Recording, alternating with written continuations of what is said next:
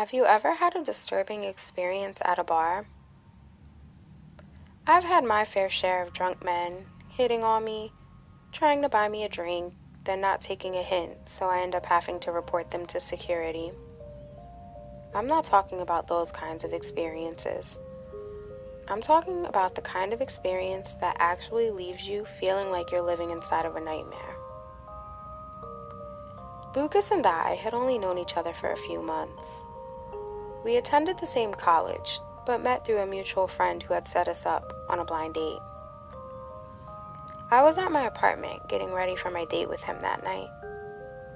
He was taking me out to this new bar that just opened up in town.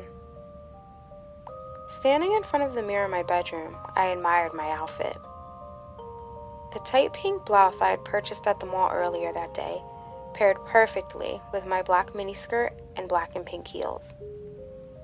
My roommate Kate peeked her head around the partially open door and tossed me the earrings that I wanted to borrow. I caught them and rushed to the bathroom to finish my makeup. Lucas would be here any minute, I thought to myself. My lipstick had smudged while I was putting on my blouse, so I touched that up and applied some mascara. After I straightened up the bathroom quickly, I slid into my heels, grabbed my jacket, and headed out to the living room to wait for Lucas. A few minutes later, the doorbell chimed, so I grabbed my keys and purse and told Kate I would be home late, so not to wait up for me. I answered the door. Lucas said a quick hello to Kate, and then we left. On our way to the elevator, Lucas couldn't keep his eyes off of me. "Wow, you look amazing," he told me. "Thanks," I replied, blushing.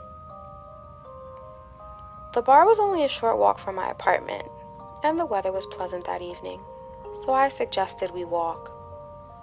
Lucas said he was fine with that and grabbed my hand.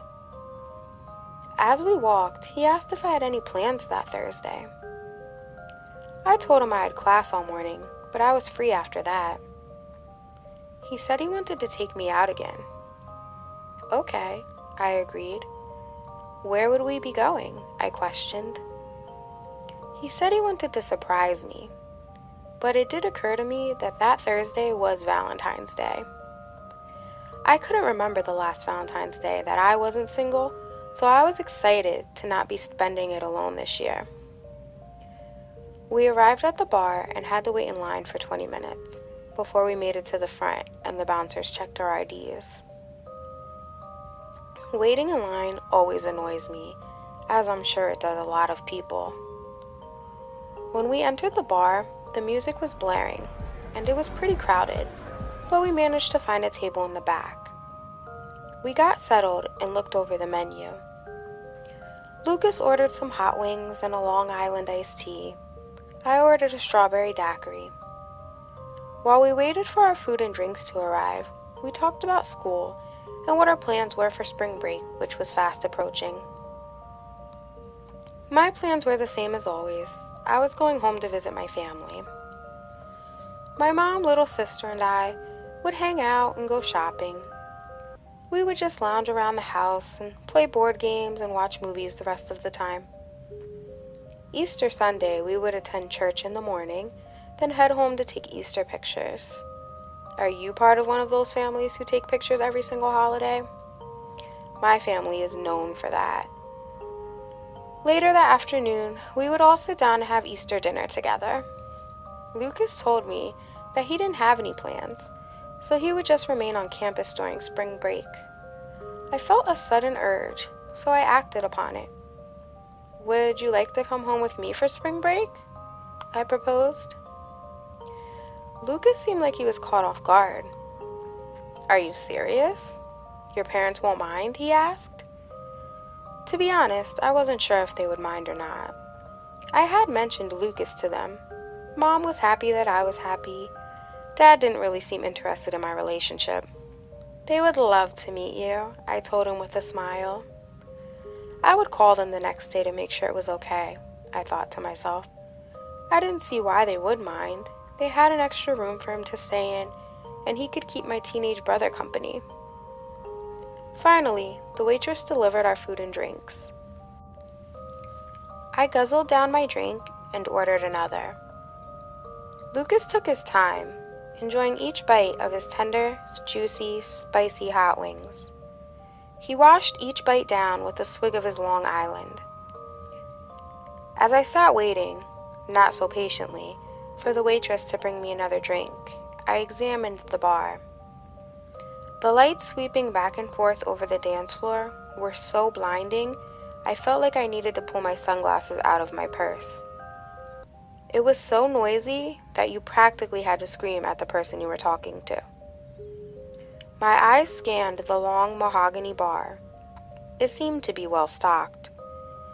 There were a few empty bar stools open now. The waitress appeared out of nowhere, startling me.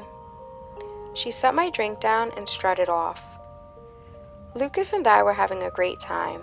We ordered another round of drinks, busted out our best moves on the dance floor, and before we knew it, it was last call.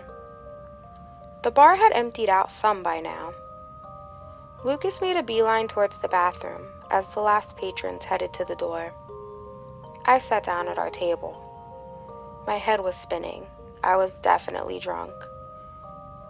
I put my jacket on, and while I continued to wait for Lucas, a waitress approached my table. I wasn't sure what she could possibly want. Lucas had paid the tab and left her a nice tip. She was carrying a glass with some type of clear liquid in it. She placed it down gently in front of me. "I didn't order that," I said to her with an attitude. "I know," she replied nervously. She was acting weird. She didn't make eye contact the entire time we were speaking. She left rather quickly, and I just sat there staring at the drink. No way was I drinking it. It was probably drugged. Why else would someone bring me a drink and act strange about it? As I proceeded to stare at the glass like it was a foreign object, it occurred to me that the napkin the waitress had placed beneath the glass had something on it. I picked up the glass to see what it was, then glanced around apprehensively. The waitress had disappeared. Lucas still hadn't returned from the bathroom. The bar was empty now, except for two men sitting in a booth not far from my table. They were gawking at me creepily and grinning.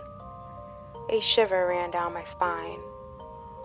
I stood up, snatched my purse, and headed toward the bathroom to find Lucas. I knocked on the door to the men's room. There was no response.